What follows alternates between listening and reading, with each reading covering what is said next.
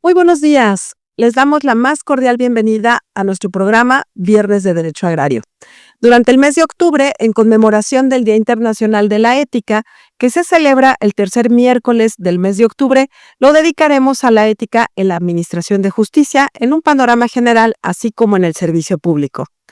Antes de dar inicio y presentar a nuestro ponente, agradecemos a la presidenta del Tribunal Superior Agrario, la magistrada Claudia Dinora Velázquez González, por la participación para moderar en este programa. Damos entonces la más cordial bienvenida a nuestro ponente, el maestro Carlos Marcelo Baquedano Gorosica, de quien daremos una breve semblanza.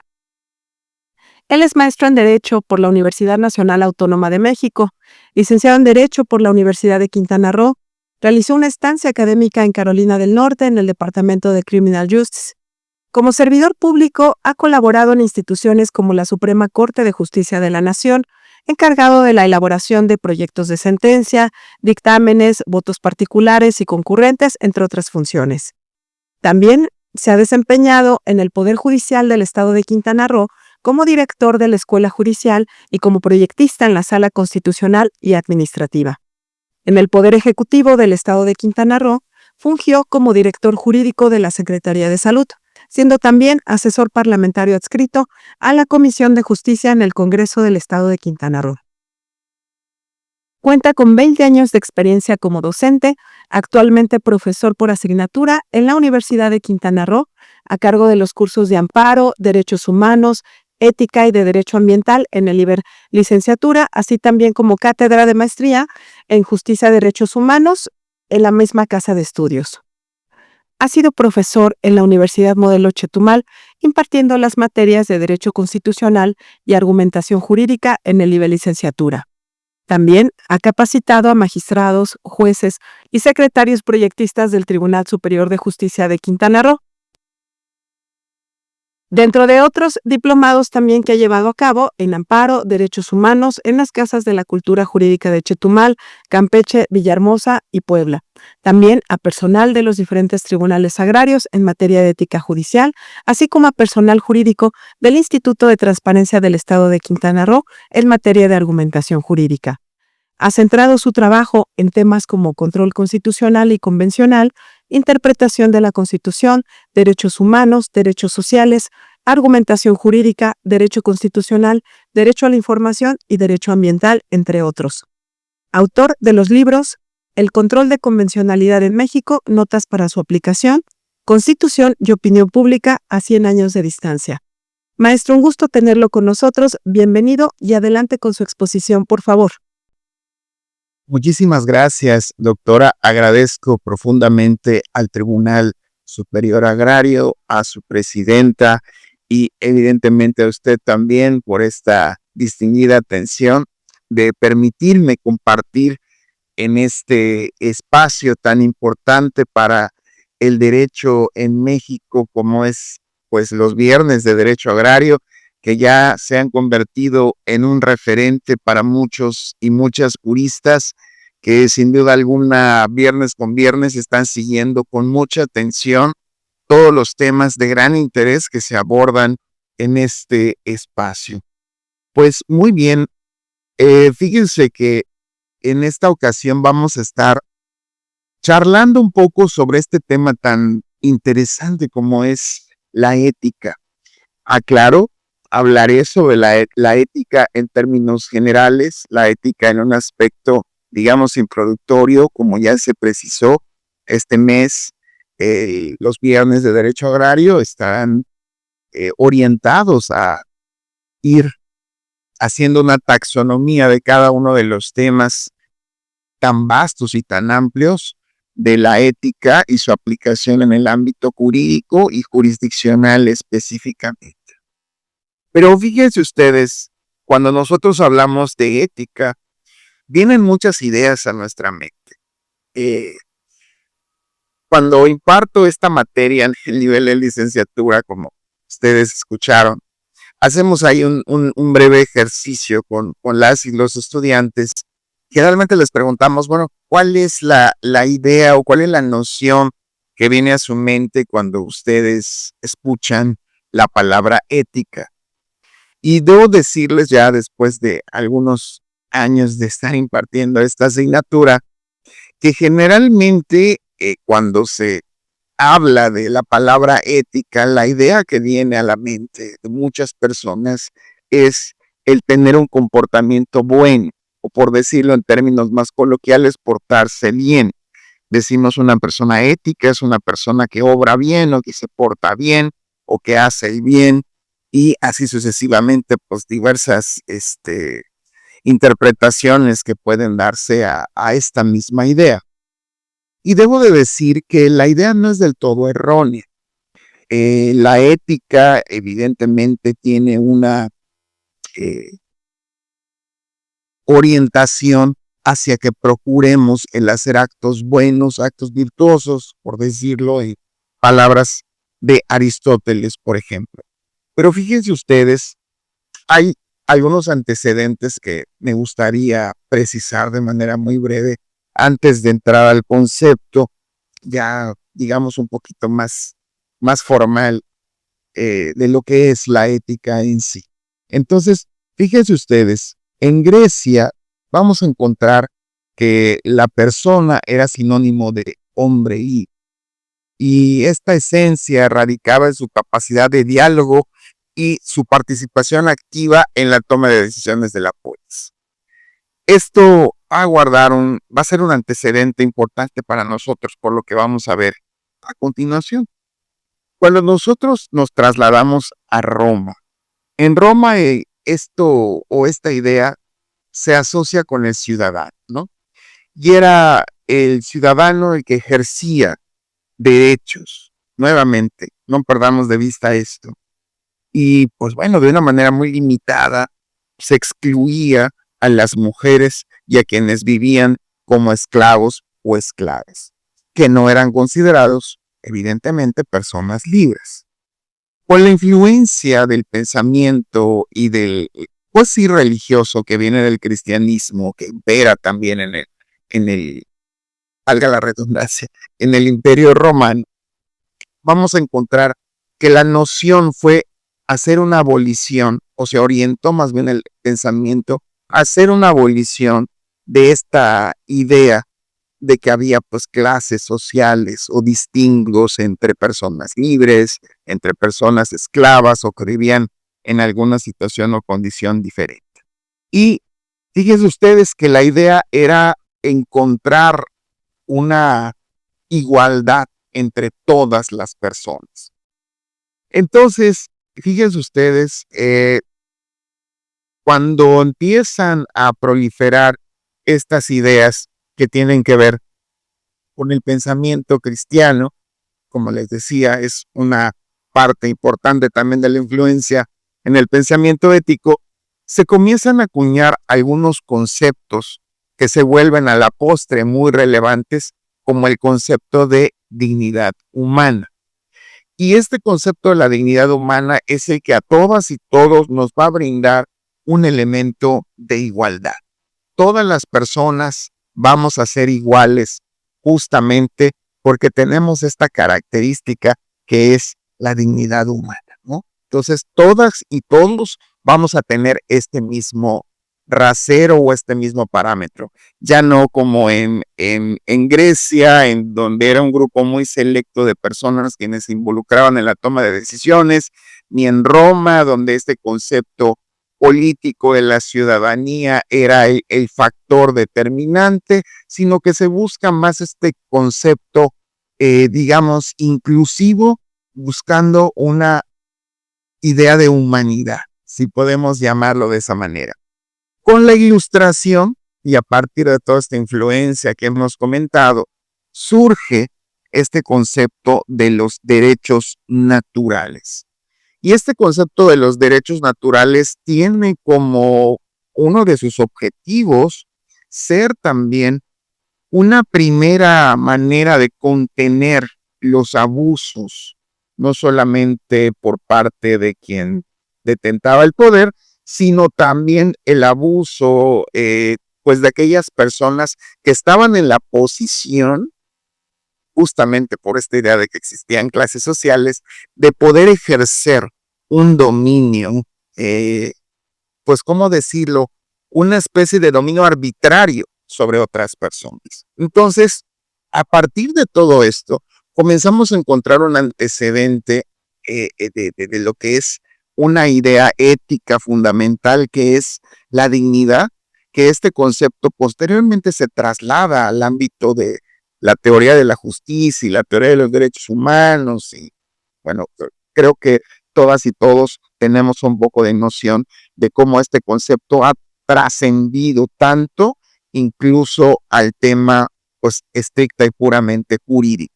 Pero fíjense ustedes, regresando al tema que nos atañe, fíjense ustedes que en este afán que les decía yo de crear un concepto global de humanidad en el que todas y todos podamos formar parte de un colectivo, de una sociedad, etcétera, comienzan a tratar de encontrarse algunas reglas que iban más allá incluso del derecho. Y para eso comienzan a establecerse algunas ideas y conceptos que a la postre comienzan a desarrollarse con más seriedad y con más profundidad, y que es justamente lo que hoy conocemos como diálogo ético.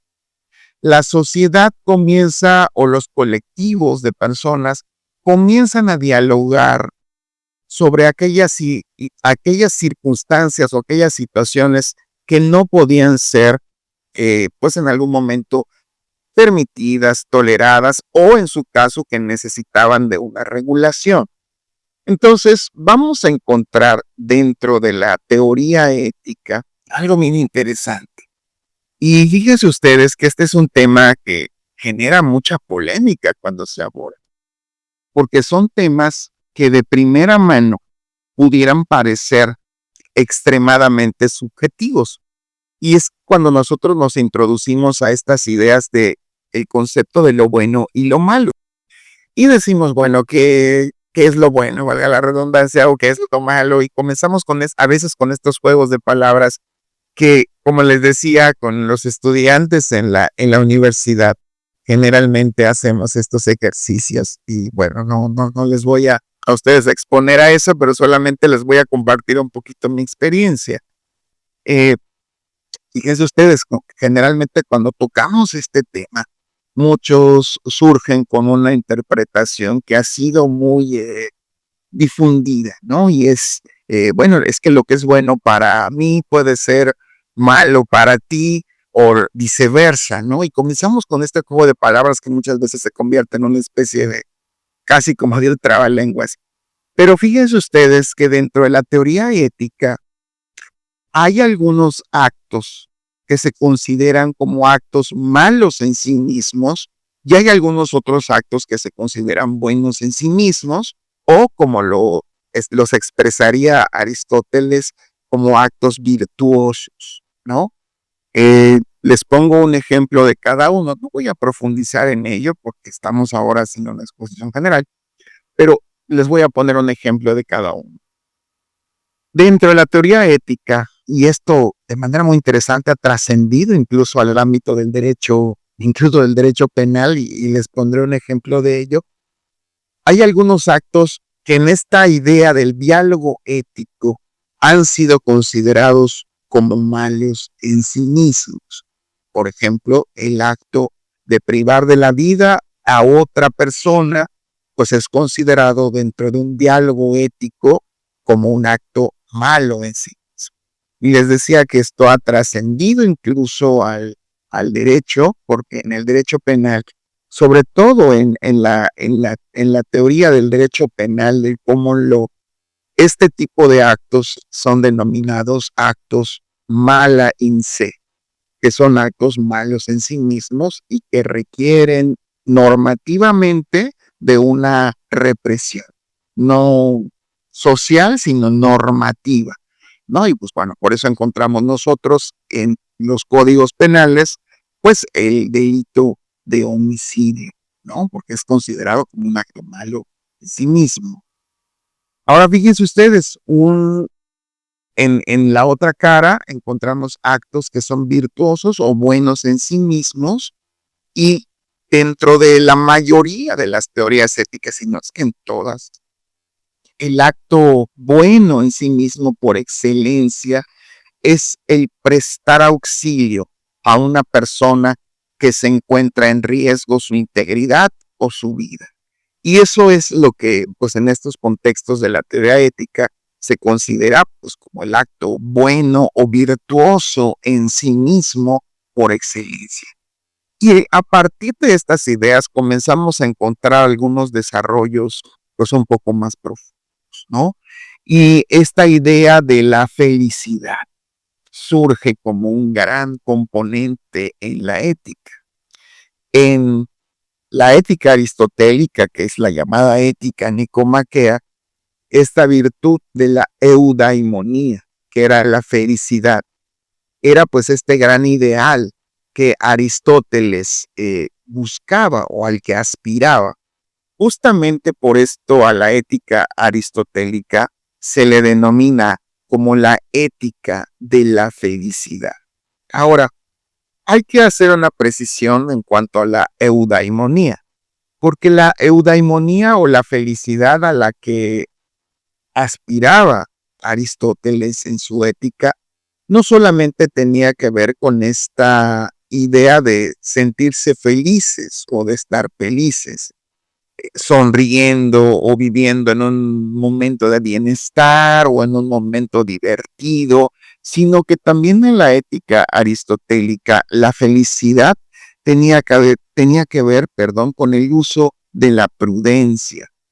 Y el uso de la prudencia, pues es como este componente que me permite al momento de tomar decisiones no caer en el exceso, por ejemplo, de una virtud, o no caer en el defecto de una virtud, sino que es esta virtud de la prudencia la que atempera mi juicio al momento de tomar una decisión. Entonces, fíjense ustedes que esto me estoy adelantando un poquito, pero también nos da otro elemento muy importante de la ética, que es la ética como una herramienta para la toma de decisiones. Pero esto lo voy a desarrollar un poquito más adelante. Solamente quería yo ponerles como un pequeño antecedente de un panorama general del rango amplio o vasto de aplicación que puede tener la ética, no solamente en el ámbito jurídico, sino también en otras ramas del conocimiento y también para la vida misma, también para nosotros como personas. La ética tiene un rango de aplicación muy, muy interesante. Pero bueno, un concepto muy genérico de ética, muy general más bien, claro, no genérico, un concepto muy general de ética sin profundizar demasiado. Pues fíjense ustedes, la ética tiene una finalidad y es que busca proporcionarnos principios y criterios de actuación. Principios y criterios de actuación que sirvan como una guía válida para el actuar del ser humano. Voy a repetir porque está interesante esta concepción. La ética tiene esta finalidad, a manera de concepto, de brindarnos principios y criterios de actuación que sirvan como una guía válida para el actuar del ser humano. Entonces, dense cuenta ustedes. Fíjense, aquí les voy a compartir algo que recientemente, impartiendo la materia de ética, reflexionaba yo con mis estudiantes. Y tiene todo que ver con lo que estamos hablando aquí de esta primera acepción de ética como una disciplina que nos brinda principios y criterios de actuación que nos sirvan como guía válida para determinar nuestro actuar. En la ética aristotélica hablamos de las virtudes cardinales. Seguramente ustedes recordarán en la secundaria, en el bachillerato, en la preparatoria o incluso en la universidad, haber estudiado estas virtudes cardinales, ¿no? Que están alimentadas, claro, no solo de la ética aristotélica, sino también de otras manifestaciones éticas, ¿no? De la escolástica también, etcétera, etcétera. Pero fíjense ustedes, cuando nosotros nos preguntamos por qué se llaman virtudes cardinales, generalmente la idea más difundida es que es bueno, es como los puntos cardinales, ¿no? El norte, el sur, el este, el oeste, porque nos guía y nos orienta. Pero fíjense ustedes que si nosotros profundizamos en esta idea, realmente el término de cardinal viene de la palabra griega cardo, que significa bisagra. Entonces, estas virtudes nos dan esta idea de una bisagra como que abre una puerta, abre o cierra una puerta. Y justamente se les denomina así virtudes cardinales, porque en algún momento, y fíjense ustedes qué interesante es esto, en algún momento yo voy a necesitar la virtud de la valentía y podré determinar a partir de esta idea, de esta bisagra, pues cuánto de valentía voy a dejar salir, entrar o no sé, ¿no? Pensémoslo de esa manera, en mi conducta, en mi actuar, en mi comportamiento. Porque recordemos que esta virtud de la valentía tiene un vicio y tiene un defecto. El vicio de esta virtud es la ausencia de la valentía, que es algo que Aristóteles denomina por la cobardía, y el vicio, perdón, o el defecto, que sería el exceso de esta virtud, pues sería la temeridad. Es esta persona que actúa o pretende actuar de manera valiente, pero sin razón alguna, ¿no? Sin ninguna razón válida o sin ninguna motivación alguna, sino simplemente ejecuta un acto aparentemente valiente, más bien temerario, pero sin ninguna razón. A veces simplemente por una manera de demostrar ego o de demostrar alguna otra actitud similar. Pero fíjense, vuelvo a la idea, este concepto de las virtudes cardinales, entonces tiene que ver con esta idea de una bisagra que se abre, que se cierra, que permite este movimiento de apertura o de cerrar. Entonces, justamente cuando nosotros estamos utilizando estos principios y criterios de actuación que nos sirvan como una guía válida para determinar nuestro actuar o determinar nuestra conducta, pensemos en eso, ¿no? Porque es bien interesante. Es una bisagra que me permite abrir o cerrar. Yo puedo procurar el bien o puedo incluso hasta procurar el daño de otra persona, que es algo también en lo que Aristóteles y otros filósofos van a también hacer mucho hincapié. Entonces, la ética como ciencia se ocupa de la conducta más general del ser humano. Es decir, nos brinda herramientas para modular nuestra capacidad de razonar nuestras acciones y para obtener una finalidad.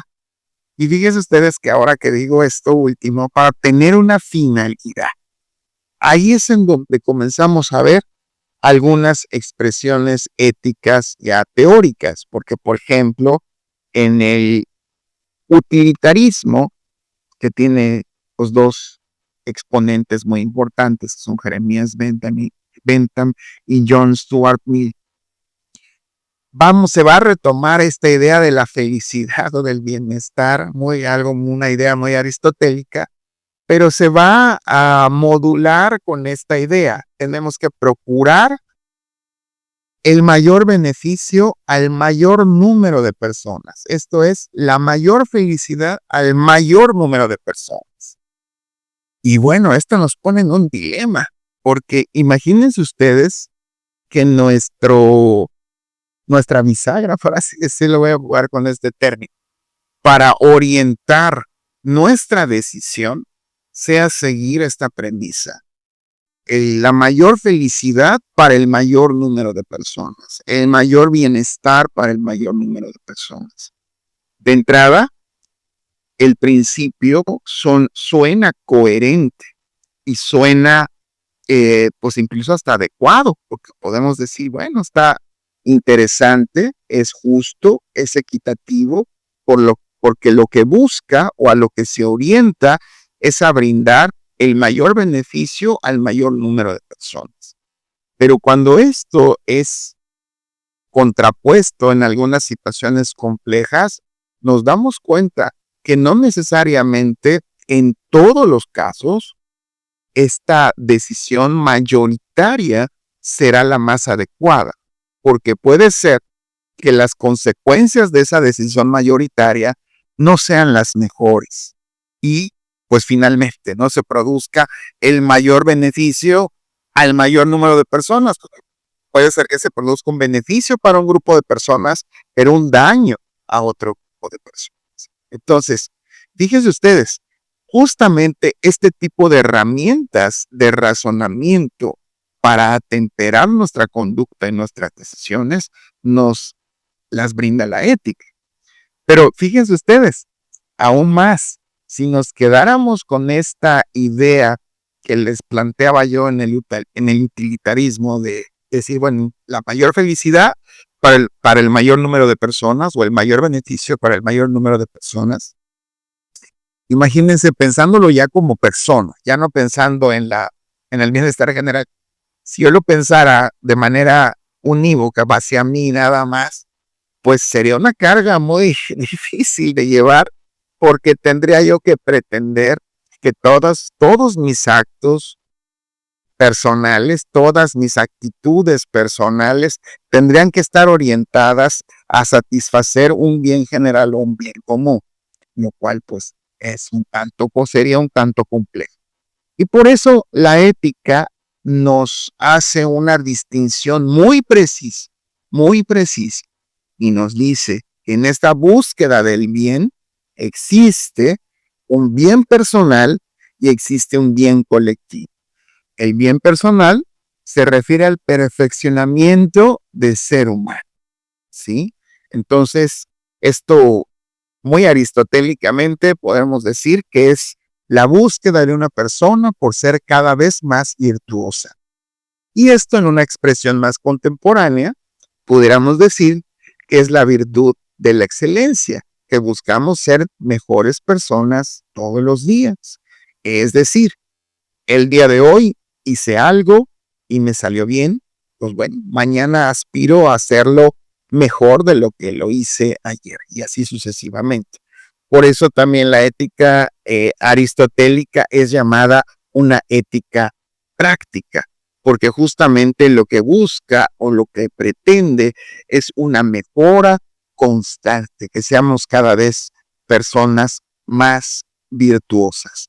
Y esto es bien interesante poder entenderlo, porque fíjense incluso que en esta idea del bien personal, del perfeccionamiento de una persona en convertirse cada vez una persona más virtuosa, también pues podemos llevarlo a estos escenarios, pues un tanto también de la filosofía, en donde pues en la estética, que es otra vertiente de la filosofía, existe este debate, ¿no? De si la perfección como tal puede ser alcanzable. Pues desde este punto de vista del bien personal en la ética, diríamos, pues bueno, no se busca la perfección, sino se busca la excelencia en el perfeccionamiento del ser humano, en el perfeccionamiento de la persona. Lo que se busca o a lo que se aspira o lo que se procura es la excelencia en el ser mejor persona, el ser una persona virtuosa, pues con el paso del tiempo. Por eso Aristóteles a su ética la llama una ética práctica, porque es una ética de hacer. ¿Quieres ser una persona virtuosa? Tienes que hacer actos virtuosos. ¿Quieres ser una persona valiente? Pues tienes que hacer actos que implican el vencer el temor y ejercer la valentía. ¿Quieres aprender a cómo ser prudente, pues tienes que ejercer la prudencia. Y pues bueno, a esto de una manera muy, muy, muy interesante. Aristóteles en su Ética nos dice, bueno, ¿cómo aprendes esas virtudes? Pues las aprendes de quienes ya las ejercen. ¿Quieres aprender a ser una persona bondadosa? Ejercer esta virtud de la bondad, acércate o rodéate de personas bondadosas. ¿Quieres aprender la justicia? Acércate con personas justas, aprende de ellas, obsérvalas, mira cómo se comportan, etcétera, etcétera, ¿no? Entonces, por eso la ética aristotélica tiene un rango de aplicación tan vasto incluso para nuestros días, ¿no? Y por otra parte está esta idea del bien colectivo. Y esta idea del bien colectivo se refiere a la realización de actos que son considerados como buenos, que impactan positivamente en el bienestar de la sociedad. Y esto puede ir en varios rangos.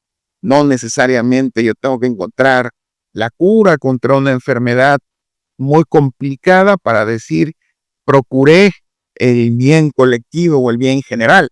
No, porque fíjense ustedes que incluso, y esto es también una parte muy interesante de la ética, que yo con pequeñas acciones puedo incluso procurar el bien colectivo. Y les pongo un ejemplo muy elemental.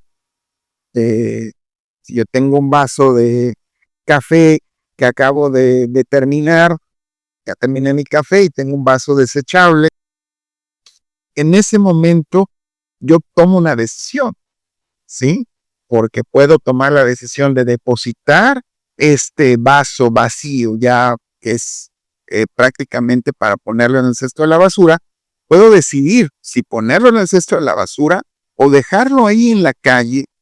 Y si yo tomo la segunda decisión, que sería dejarlo abandonado ahí en la calle, lo que yo estaría propiciando es que ese mismo recipiente, en conjunto con otros, generan efecto sinérgico y que seguramente vamos a terminar tapando el sistema de drenaje y cuando tengamos la próxima lluvia, pues nos vamos a enfrentar a una inundación. Entonces, si yo pienso en esta idea del bien común, pues puedo pensar, híjole, pues ¿por qué mejor no pongo esto en el lugar a donde le corresponde y donde debe de estar? Entonces, fíjense ustedes, la ética también tiene este alcance de guiar nuestra conducta hacia actos virtuosos. Lo pongo en estos términos aristotélicos porque creo que es muy, muy fácil de poder entender, ¿no? De guiar nuestras acciones hacia la virtud y no hacia el vicio o el defecto. Que ya comentábamos que el defecto o el vicio, pues es esta como corrupción de una virtud, ¿no? Por ejemplo, el ejemplo que yo les ponía, que es la valentía, que sería la virtud, pues tiene este defecto, que es pues como la corrupción de esta virtud de la valentía, que es la temeridad, ¿no? Que es esta persona que actúa aparentemente de manera valiente, pero sin una motivación, absolutamente ninguna motivación o ningún fin, ¿no? Ningún fin positivo para ello, sino solamente pues, hacer gala de que pues es alguien que aparentemente es muy valiente, ¿no? Entonces, pues fíjense ustedes, ese alcance de la ética es muy interesante, porque nos permite ejercer también herramientas de un razonamiento adecuado para deliberar. Y esta es otra palabra clave cuando hablamos de ética, que es la deliberación, el proceso deliberativo. Vamos, no con esto tampoco quiero llevarlo al extremo de que cuando nosotros vayamos a un restaurante y nos pongan el menú enfrente tengamos que hacer algo así tan complejo como un ejercicio de deliberación y decidir, estaré tomando la decisión correcta, estaré tomando la decisión adecuada para el bien personal y el bien colectivo y que tengamos casi que hacer un referéndum. No, no se trata de llevarlo a ese extremo tan excesivo, pero sí en algunas decisiones que son claves o relevantes, tanto para nuestra propia vida como que puedan tener impacto en la vida de otras personas o ejerciendo una profesión, la ética nos brinda herramientas muy interesantes. Entonces, hay un alcance de la ética que es poder brindarnos estas herramientas de razonamiento para deliberar y poder tomar decisiones. Ahora, les mencionaba yo hace un segundito que también en el ejercicio de las profesiones la ética juega un papel muy interesante. Entonces, fíjense ustedes que cuando la ética es aplicada al ámbito profesional o al ámbito del ejercicio de una profesión, a esto nosotros lo conocemos como deontología. Y es justamente este ámbito deontológico que permite a una persona que ejerce una profesión, pues ejercerla de la manera, voy a volver a usar el término y ustedes disculpen si suena muy reiterativo, pero ejercer su profesión de la manera más virtuosa posible. Y entendiendo la virtud, pues en estos términos éticos, en decir, me comporto éticamente conforme a la normativa que rige mi profesión, conforme a los valores, a los principios que rigen mi profesión, a efecto de procurar hacerle un bien a la persona que contrató mis servicios como profesionista. Y esto es aplicable a cualquier profesión, tanto al médico como al arquitecto, al ingeniero, al abogado, abogada, al maestro, a la maestra, al químico, la química, el físico, la física, etc.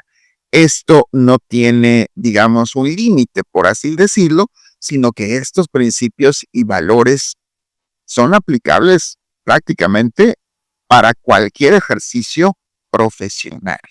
Entonces, esto es muy importante, porque fíjense ustedes, nosotros sabemos, al menos en nuestro sistema jurídico, que el ejercicio profesional en México pues está regulado, ¿no? Tenemos una serie de disposiciones jurídicas, normativas que rigen las profesiones en general, en algunos casos de manera muy específica.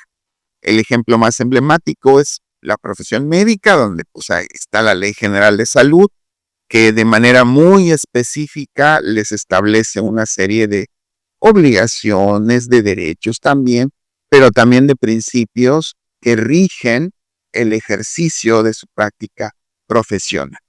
Pero fíjense ustedes, más allá de lo legal, más allá de lo normativo y lo jurídico, también nosotros nos encontramos con una serie de deberes o de principios que van más allá de lo normativo y justamente son deberes éticos, justamente, ¿no? Entonces, fíjense ustedes, ahorita en unos segunditos voy a retomar un ejemplo de justamente de la profesión médica, pero fíjense ustedes, como profesionistas tenemos la libertad de actuar, ¿no? Porque digo, bueno, yo tengo mi cédula profesional, tengo un título y una cédula, conforme a las leyes en México, pues yo puedo ejercer libremente mi profesión. Pero aquí es cuando entran en juego los principios y valores éticos. Si mi ejercicio profesional implica que por mi falta de pericia, mi falta de experiencia, yo le produzca un daño innecesario o un daño extremo o un prejuicio extremo a una persona, pues sí que si ustedes, aquí entra no solamente un tema legal, sino también entra un tema ético. Nuevamente insisto, quizá el ejemplo más emblemático es el de la profesión médica. Si un médico que no cuenta con una cédula de especialista para ejercer o para realizar determinado procedimiento médico de alta especialidad lo realiza y con su actuar le produce a lo mejor un daño a una persona, pues no solamente habrá un tema normativo, sino también ahí habrá un tema ético, porque este personal de la salud habrá actuado fuera de su ámbito, que sería pues el contar con una cédula de especialista en ese determinado procedimiento, que eso es algo que sí regula, por ejemplo, la Ley General de Salud. Y esto lo uso como ejemplo para llevarnos a un aspecto muy interesante que se presenta en la ética de las profesiones, que es la deontología, y que es un concepto que se llama la lex artis. Lo repito, la lex artis. Y esto de la lex artis se refiere a la ley propia del arte o de la profesión. ¿Ok? Y esto se complementa con algo que se denomina lex artis ad hoc. Lex artis ad hoc. Y esta lex artis ad hoc es justamente pues, de que cada profesionista dentro de su ámbito tenga que procurar el actuar de la manera más diligente posible, realizando aquellos procesos, aquellos protocolos, etcétera, que sean los idóneos y los específicos para atender la situación que se puso en su conocimiento o que está sometida a que esta persona profesionista realice un determinado servicio, brinde un determinado servicio o realice una determinada actividad. Y si ustedes se dan cuenta, esto no solamente está vinculado con un tema jurídico. Nuevamente aquí entra el tema puramente ético.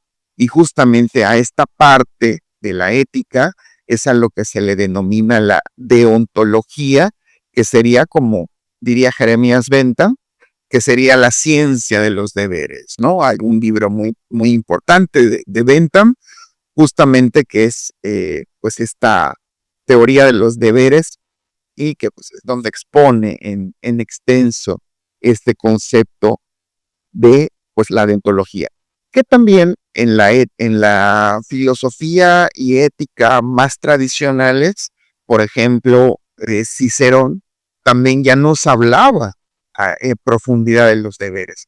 Hay incluso también un libro de este autor clásico, Cicerón, en donde también nos habla de los deberes, ¿no? De cómo estamos obligados a cumplir determinados deberes, incluso pone ahí unos casos excepcionales de cuando no habría obligación de cumplir un deber, pero bueno, no voy a profundizar en eso en esta charla. Pero fíjense ustedes, entonces, ya tuvimos aquí algunas aproximaciones muy, muy interesantes y que es en primera instancia pues un concepto general de la ética. Ya identificamos cuál es su alcance, que es justamente esta idea de brindarnos pues una serie de principios y valores que van a determinar o a incluso en algún caso hasta normar nuestra conducta, ¿no? Ya vimos también cuál es su utilidad en el ejercicio profesional que se relaciona con este concepto de la deontología. Pero fíjense ustedes, les hablaba yo un poquito de esto de la toma de decisiones, y esto es algo que no quisiera dejar pasar así de manera tan laxa, porque fíjense ustedes que creo que ese es uno de los componentes medulares del conocimiento ético, es uno de sus aspectos más interesantes, y es cómo nos brinda esta posibilidad de identificar circunstancias y de ejercer un ejercicio de razonamiento, un ejercicio deliberativo en aquellas decisiones que resulten ser difíciles. Nosotros en algún momento de nuestra vida tenemos que tomar una decisión difícil, ya sea en el ámbito personal o en el ámbito profesional. Tenemos que tomar una decisión difícil. Y cuando estamos ante esos escenarios de tomar decisiones difíciles, muchas veces pues, nos encontramos en un dilema. Y si, bueno, si voy por la opción A, voy a producir este resultado, pero a lo mejor y puedo generar un daño. Y si voy por la opción B, pues no voy a obtener el resultado ni voy a producir ningún daño. Y así puedo ir descartando. Pero fíjense ustedes que este ejercicio de razonamiento, este ejercicio que se puede decir deliberativo, me brinda herramientas muy útiles la ética, porque a través del entendimiento, del análisis, de la comprensión de las virtudes, por ejemplo, que hace un momentito les hablaba de las virtudes cardinales, como por ejemplo la templanza, ¿no?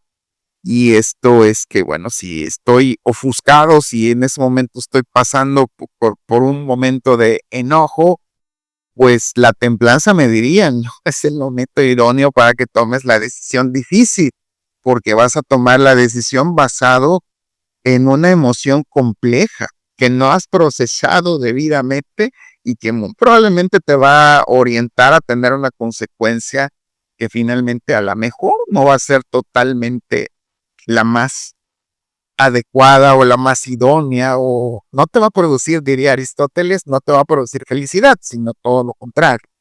Entonces, cuando vamos internalizando, vamos racionalizando estas virtudes, podemos tomar incluso mejores decisiones. Y ese es un aspecto de la ética que en lo personal, tanto en mi ámbito personal como en mi ámbito profesional, ha sido uno de los más útiles.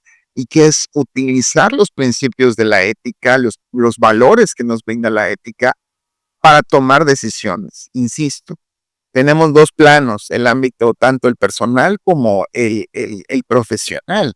Incluso en esta búsqueda del bien colectivo también pues entra este ámbito profesional. Todos nosotros en algún momento de la vida hemos tomado una decisión difícil, una decisión que implica el pensar, el reflexionar, el hacer incluso a veces un bosquejo ahí en un papel, aunque sea muy sencillo, escribir algunas ideas y decir, bueno, si tomo esta decisión así, pasa esto, si tomo esta decisión así, pasará esto. Pero justamente es cuando virtudes como la prudencia comienzan a temperar pues el razonamiento y comenzamos incluso a identificar nosotros como personas que empezamos a tomar decisiones más razonadas, decisiones más pensadas y decisiones que incluso empiezan a contemplar los posibles escenarios o consecuencias que tendrá mi decisión. Y cuando comienzo a identificar algunos otros principios de la ética, por ejemplo, en la ética aristotélica, este principio del justo medio, en donde tomemos la decisión orientada a la virtud, esto es, sin ir al exceso o sin ir al vicio o defecto, sino buscando la virtud. Si tengo que tomar una decisión que tenga que ver con justicia, pues tendré que buscar la virtud de la justicia en ese justo medio, sin irme al exceso y sin irme al defecto. Si tengo que tomar una decisión que implique, les ponía el ejemplo de la valentía, pues tendré que hacer lo mismo. O si es de la bondad, pues resulta ser la misma circunstancia. Si en el afán de ser bondadoso, es decir, pues ya tengo aquí una cantidad de dinero y esta cantidad de dinero está destinada, por ejemplo, para comprar la despensa de mi familia, me encuentro una persona en la calle que está pidiéndome ayuda, yo digo, híjole, pues es que quiero ser bondadoso, pero si le doy todo mi dinero, pues me voy a quedar sin poder satisfacer la otra necesidad que ya identifiqué. Digo, es un tanto absurdo lo que estoy planteando, pero nos ayuda a poder identificar. El exceso, pues sería el decir, oye, mira, toma todo el dinero que tengo y compra comida y compra ropa y paga una noche en un hotel para que duermas bien, no sé, ¿no? Pero eso sería un exceso si con esto yo voy a privar a mi familia de poder satisfacerle una necesidad. Insisto, es un ejemplo muy simplista y si ustedes quieren muy absurdo, pero nos puede brindar el cómo la ética empieza a temperar nuestro razonamiento y empieza a temperar nuestra toma de decisiones, que justamente hacia eso está orientada la ética, a ayudarnos, como decíamos al principio, a identificar principios, valores éticos que determinen, que no normen nuestro actuar, nuestra conducta y finalmente pongámosle así como un signo de igual a nuestras decisiones. Entonces, ustedes se dan cuenta, tiene un gran ámbito de aplicación para muchas circunstancias, tanto de la vida personal como del ámbito profesional. Entonces, recapitulando un poquito, encontramos estos conceptos elementales, estos conceptos básicos. Esto es lo que nosotros denominamos ética general. Ya en algún otro momento sé que ustedes van a ir identificando otros aspectos más puntuales y más profundos en algunos aspectos de la ética, como por ejemplo la ética en el ámbito jurisdiccional, que ahí hay una gran riqueza que estoy seguro que ustedes van a explorar en conocimiento, pero digamos que encontramos estas bases generales. Y no pierdan de vista este concepto, corrijo, que les planteé al principio y que tiene que ver con la dignidad. Uno de los principios éticos también más importantes nos viene de la filosofía kantiana y que tiene que ver con esta idea de un imperativo categórico, ¿no? Y una de las interpretaciones más asequibles para poder entender cómo funciona el imperativo categórico en la filosofía de Kant es que lo verbalicemos de esta manera o lo parafraseemos de esta manera, y es: trata a las personas como fines y no como medios. Fíjense ustedes, trata a las personas como fines y no como medios. Entonces, si al momento de yo tomar mis decisiones comienzo a identificar estos principios, el justo medio aristotélico, es decir, busco la decisión virtuosa, la decisión que se oriente a la felicidad, que no se vaya al exceso ni se vaya al defecto. Identifico el imperativo categórico, es decir, tratar a los demás, tratar a las personas como fines y no como medios. Comienzo entonces a poder tener herramientas en mi razonamiento para tomar mejores decisiones. Y es decir, fíjense ustedes, Aristóteles también nos decía: si tu decisión invariablemente tiene que producir un daño, trata de que sea el menor daño posible. Y si puedes evitarlo, evítalo.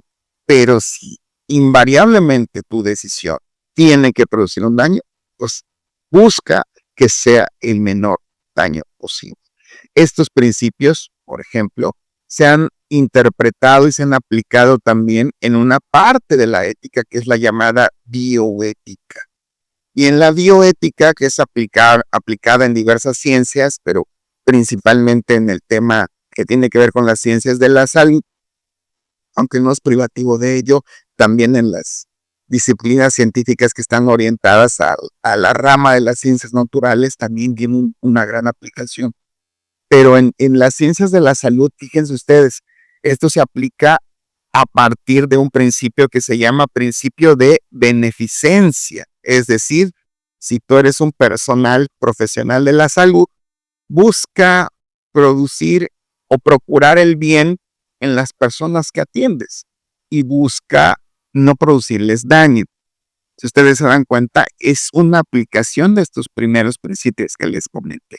Y el principio ético quizá más famoso y que es el más interesante, y me atrevería yo a decirles que es incluso un principio ético desafiante, y ahora les explico por qué yo digo que es desafiante, porque es el principio ético que unió prácticamente todas las ideologías filosóficas, éticas y religiosas. No hay expresión ética, filosófica o religiosa que no contenga este principio y que no lo respete, al menos en el ámbito de sus postulados teóricos. Y es un principio que nosotros comúnmente lo conocemos como la regla de oro. Y es: trata a los demás como a ti te gustaría ser tratado. Y pues tiene una variante, por así decirlo, que es: no le hagas a los demás lo que no te gustaría que te hagan a ti. Entonces, Fíjense ustedes, este es un principio clave en la ética y es un principio desafiante, insisto, porque desafió prácticamente a toda corriente de pensamiento ético, filosófico e incluso religioso. Es difícil encontrar, si no es que casi imposible, encontrar una teoría ética, una teoría filosófica o incluso una teoría basada en un pensamiento religioso que no contenga alguna expresión basada en la regla de oro, que es trata a los demás como te gustaría que te traten a ti. Entonces, fíjense ustedes, les acabo de dar 3 principios éticos muy interesantes que nos pueden servir para tomar decisiones, ¿sí? El justo medio aristotélico, el imperativo categórico kantiano y la regla de oro. Si aplicamos estos 3 en algún momento de nuestra vida que tengamos que tomar una decisión difícil, insisto, porque no es para...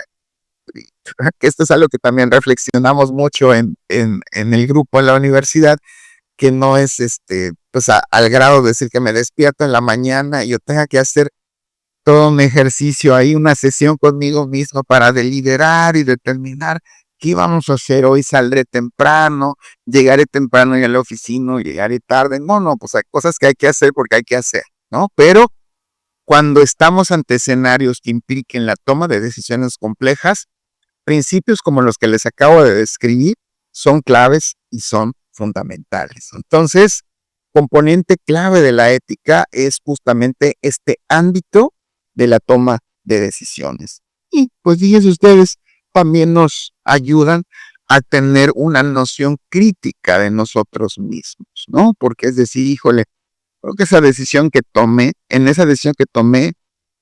pues me fui más hacia el exceso, me fui más hacia el defecto, o quizá fui un tanto abusivo, porque el imperativo categórico en realidad lo que nos está diciendo cuando nos dice trata a las personas como fines y no como medios, lo que nos está diciendo Kant ahí, y lo voy a parafrasear, es no seas abusivo, no abuses de los demás.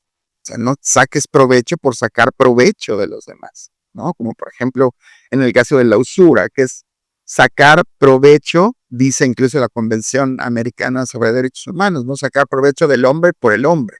Es nada más abusar porque estoy en la posición de poder abusar. Lo hago porque lo quiero hacer, ¿no? Entonces, esto evidentemente iría contra todo estándar ético, ¿no? Es otro ejemplo de un acto que es malo en sí mismo. La usura es sacar provecho de otro solamente porque estoy en la posición de poder hacer, sin ninguna causa, más allá de que estoy en la posibilidad de aprovecharme, incluso en algunos casos, de la necesidad de otra persona. Entonces, fíjense ustedes, también la ética nos da esta posibilidad de poder ser autocríticos y de poder, pues incluso hacer una valoración de nuestras propias acciones y nuestras propias conductas, lo cual también pues puede ser en algún momento de nuestra vida un punto de inflexión muy interesante. Entonces, ya para ir cerrando ideas y para ir concluyendo con esta charla introductoria a estos principios, conceptos elementales de la ética, pues regreso a esta primera aproximación para recapitular. La ética nos brinda principios, valores que norman o determinan nuestra conducta, ¿sí?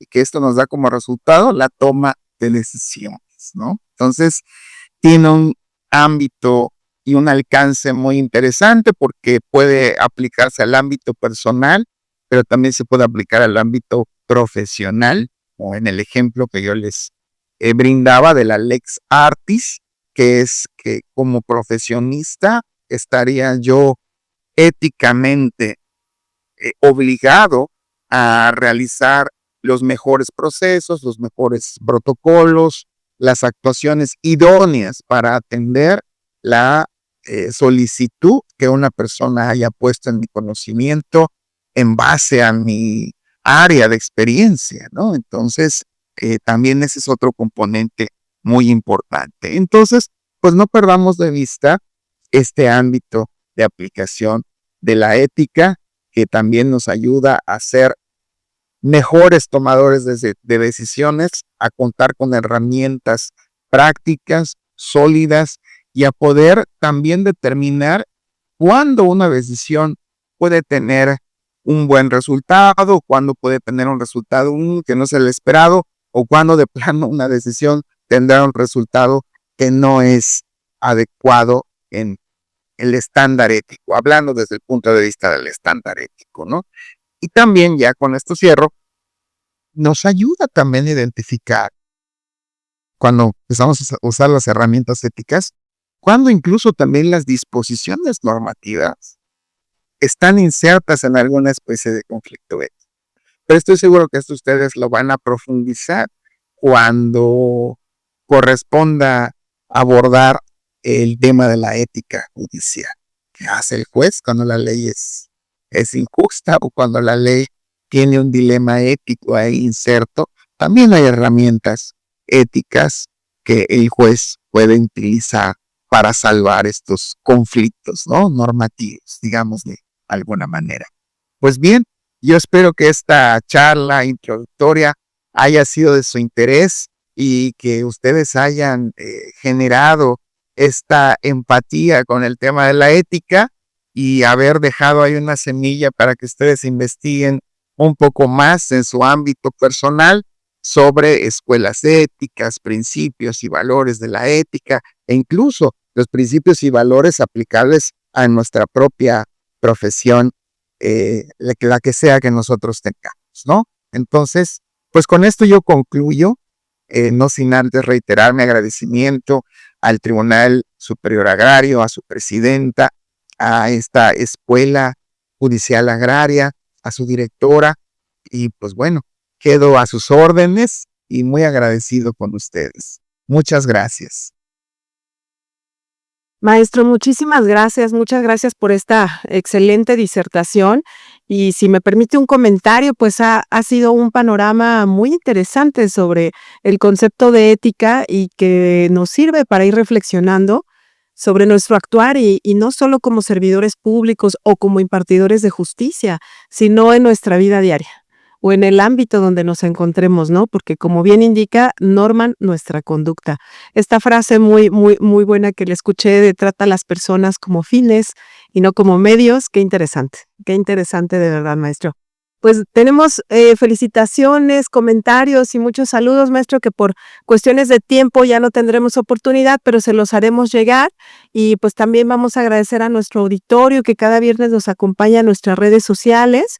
Gracias por estar aquí con nosotros. No sé si algún comentario final, maestro, para cerrar nuestro programa.